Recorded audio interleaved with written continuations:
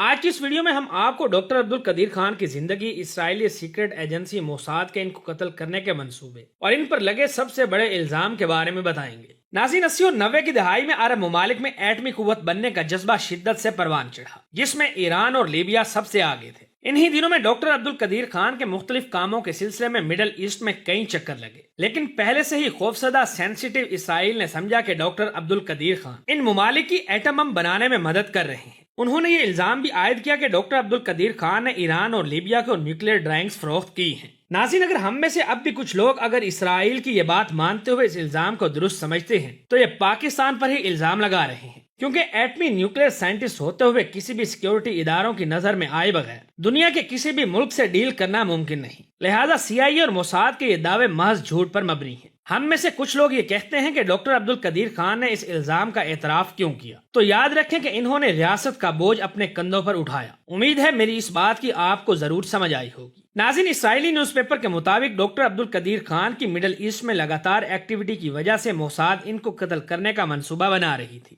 لیکن وہ ایسا نہ کر سکی۔ اسرائیلی مشہور نیوز پیپر ہرٹز کے مطابق ڈاکٹر عبد القدیر خان ان چند سائنسدانوں میں سے ایک ہیں جنہوں نے اسرائیل کے دشمنوں کی مدد کی اور اس کے باوجود موساد سے بچ نکلے۔ آپ کو بتاتا چلوں کہ موساد اس حوالے سے مشہور ہے کہ یہ دشمن ممالک کے نیوکلیئر سائنٹسٹ کو قتل کرتی رہتی ہے، جیسا کہ انہوں نے کچھ عرصہ پہلے ایران کے ایک نیوکلیئر سائنسدان کو قتل کیا تھا۔ تو ناظرین، ڈاکٹر عبد القدیر خان کئی جرنیلوں اور کئی سیاستدانوں سے زیادہ محب وطن پاکستانی تھے، جنہوں نے پاکستان میں زیادہ وقت تو نہیں گزارا، لیکن تمام تر تکالیف، مشکلات، قید اور نظر بند کی سختیاں برداشت کرنے کے باوجود پاکستان کے لیے جو کچھ کر گئے وہ ہمیشہ تاریخ میں یاد رکھا جائے گا۔ اور اگر یہ کہا جائے کہ قائد اعظم نے پاکستان بنایا تو ڈاکٹر عبد القدیر خان نے پاکستان بچایا، تو یہ کہنا غلط نہ ہوگا۔ ناظرین، یہاں کچھ لوگ اس کے باوجود کمنٹ کریں گے کہ ڈاکٹر عبد القدیر خان نے ہالینڈ کے ایٹمی راز چرائے تھے، تو ایسے لوگوں کو بتاتا چلوں کہ جس وقت ڈاکٹر عبد القدیر خان پر یہ الزام لگ رہا تھا، اسی سال اسرائیلی جاسوس ارنان میخان نے اسی کمپنی سے ایٹمی راز چرائے تھے جہاں ڈاکٹر عبد القدیر خان کام کرتے تھے۔ یہ ایک کو انسیڈنس تھا۔ اس طرح اسرائیل کا ایٹم بم بھی چوری کا ہوا،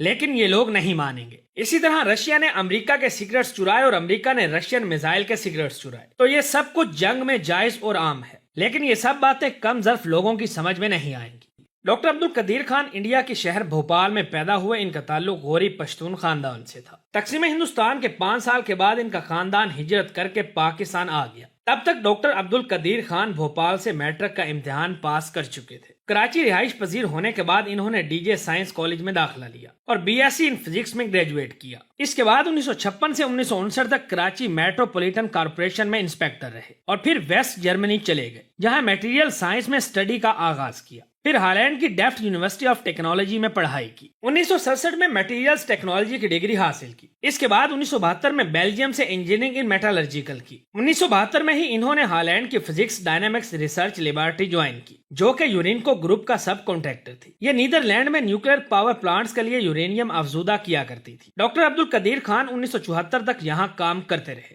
ویڈیو اچھی لگی تو اسے اپنے دوستوں کے ساتھ فیس بک، واٹس ایپ اور دیگر سوشل میڈیا سائٹس پر بھی شیئر کریں۔